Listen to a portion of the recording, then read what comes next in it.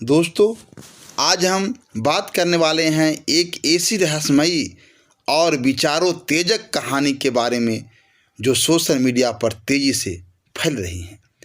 2026 की भविष्यवाणियाँ, भविष्य मालिका, महाभारत का कनेक्शन, नास्ट्रेदमस और श्री कृष्ण की अंतिम चेतावनी वाली स्टोरी, यह सब यूट्यूब फेसबुक पर वायरल हो रहा है। लोग कह रहे हैं कि 2026 में भयंकर संग्राम या बड़ा वैश्विक बदलाव आने वाला है। जैसे जगन्नाथ मंदिर के ऊपर ईगल्स उड़ते दिखे, जो एक बड़ा संकेत माना जा रहा है। हालांकि ज़्यादातर ये बातें सनसनीखेज हैं, लेकिन इनमें छिपी आध्यात्मिक गहराई और प्राचीन ग्रंथों का रहस्य हमें सोचने पर मजबूर कर देता है। आज हम इस पूरी कहानी को एक रोचक ढंग से सुनाते हैं, जैसे कोई पुरानी कथा सुनाई जाती है। तैयार हो जाइए एक ऐसी यात्रा के लिए जहां अतीत, वर्तमान और भविष्य एक साथ जुड़ते हैं। नमस्कार दोस्तों, एसवी हिंदी कहानी चैनल पर आपका स्वागत है। यहाँ हम ऐसी कहानियाँ लाते हैं जो दिल को छू ले, मन को झकझोर दे और आत्मा को जागृत करे। आज की यह कहानी है 2026 के रहस्य की, जहाँ प्राचीन भविष्यवाणियाँ आधुनिक दुनिया से टकरा रही हैं और लोग पूछ रहे हैं, क्या सच में कलयुग का अंत नज़दीक है? क्या भगवान श्री कृष्ण की वजह अंतिम चेतावनी अब सच होने वाली हैं? आइए शुरू करते हैं इस रहस्यमयी यात्रा को। कहानी की शुरुआत होती है सैकड़ों साल पहले उड़ीसा के पुरी में, जहां 5 महान संतों, पंच संख्याओं ने भगवान जगन्नाथ के दिव्य निर्देश पर एक ग्रंथ लिखा, जिसका नाम है भविष्य मालिका। यह ताड़ के पत्तों पर लिखी गई किताब कलयुग के अंत और सतयुग की शुरुआत की भविष्यवाणियाँ करती हैं।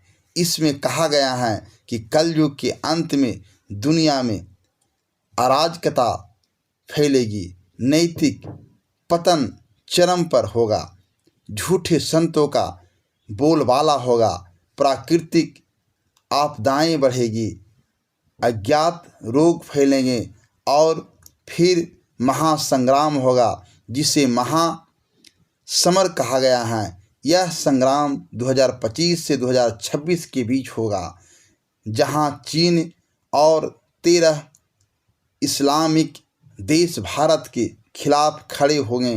अमेरिका पाकिस्तान का साथ देगा और दुनिया 2 हिस्सों में बढ़ जाएगी।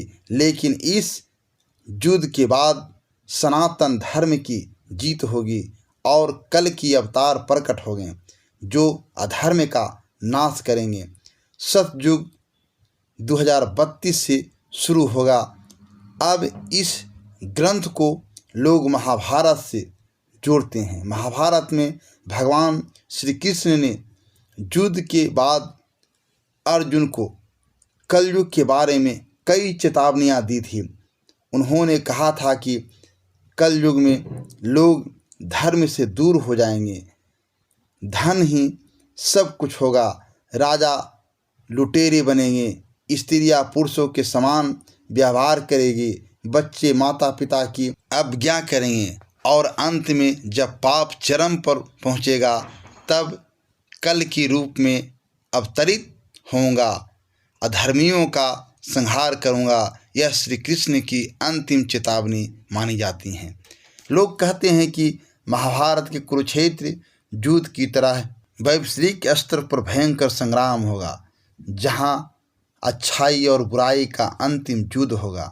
भविष्य मालिका में भी इसी का जिक्र है कि जगन्नाथ मंदिर से पहले संकेत मिलेंगे, जैसे मंदिर परिसर में अजीब घटनाएं, जैसे वस्त्रों में आग लगना, प्राचीन वृक्ष गिरना, रक्त के धब्बे दिखना और अब हाल ही में जगन्नाथ मंदिर के नील चक्र के ऊपर चीलों या ईगल्स के झुंड का उड़ना वीडियो वायरल हो रहा है। लोग कहते हैं कि यह मृत्यु और तबाही का संकेत है, क्योंकि चील मांसाहारी पंछी हैं और यह कलयुग के अंत का प्रतीक है। कुछ साल पहले भी ऐसे संकेत दिए थे और घटनाएं हुई थी। नॉस्ट्रेडमस की भविष्यवाणियां भी इसमें जुड़ती हैं। फ्रांसीसी भविष्यवक्ता नॉस्ट्रेडमस ने अपनी क्वार्ट्रिस में 2026 के लिए 7 महीने का महायुद्ध बताया है, जिसमें नदियाँ खून से लाल हो जाएगी, मधुमक्खियाँ का प्लेग फैलेगा और वैश्विक अराजकता होगी। कुछ लोग इसे भविष्य मालका से जोड़ते हैं कि दोनों ही ग्रंथ विश्व युद्ध, तीसरे और प्राकृतिक आपदाओं की बात करते हैं। बाबा बेगा ने भी 2026 के लिए बड़े बदलाव बताए हैं, जहां यूरोप प्रभावहीन हो जाएगा और एशिया का उदय होगा।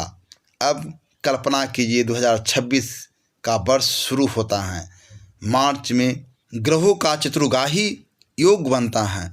शनि मीन राशि में प्रवेश करता है और बृहस्पति मिथुन में जाता है, जिससे चक्र व्याप्त होता है। भारत की सीमाओं पर तनाव बढ़ता है। चीन पाकिस्तान के साथ मिलकर दबाव बनाता है। अमेरिका अपनी नीतियाँ बदलता है और अचानक एक घटना होती है जो युद्ध की चिंगारी बन जाती है। शहरों में अज्ञात वायरस फैलते हैं। बाढ़, सूखा, भूकंप, सुनामी एक साथ आते हैं। लोग भोजन पानी के लिए तरसते हैं। अंधेरा 7 दिनों तक छा जाता है, जैसा भविष्य मालका में लिखा है। लेकिन इस अंधेरे में भी उम्मीद की किरण है, क्योंकि लोग भगवान का नाम जपना शुरू करते हैं, भक्ति बढ़ती है और जगन्नाथ के दर्शन से शांति मिलती है। कहानी में एक मोड़ आता है जब कल का अवतार का जन्म होता है।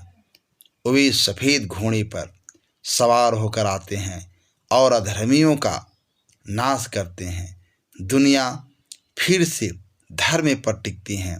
सतयुग शुरू होता है, जहाँ कोई झूठ नहीं, लालच नहीं, सिर्फ शांति और न्याय।